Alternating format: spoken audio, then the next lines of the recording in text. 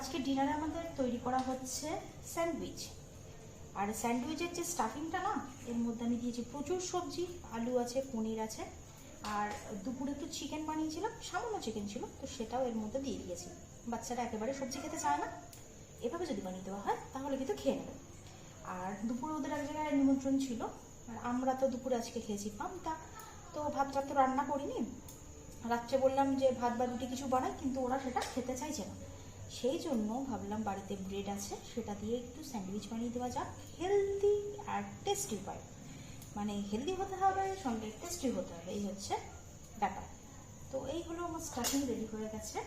আর এর ভিতরে দেবো অল্প করে টমেটো কুচি। এর মধ্যে কাঁচা পেঁয়াজ দিলে বেশি ভালো লাগে, বাট আজকে আমি কাঁচা পেঁয়াজটা দিচ্ছি না।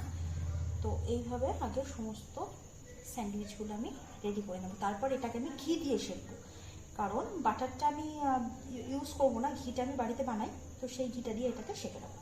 তো এই মোটামুটি আমি দুটো রেডি করে নিয়েছি, তো সবার জন্য আমি বাদ বাকিটা রেডি করে নেবো।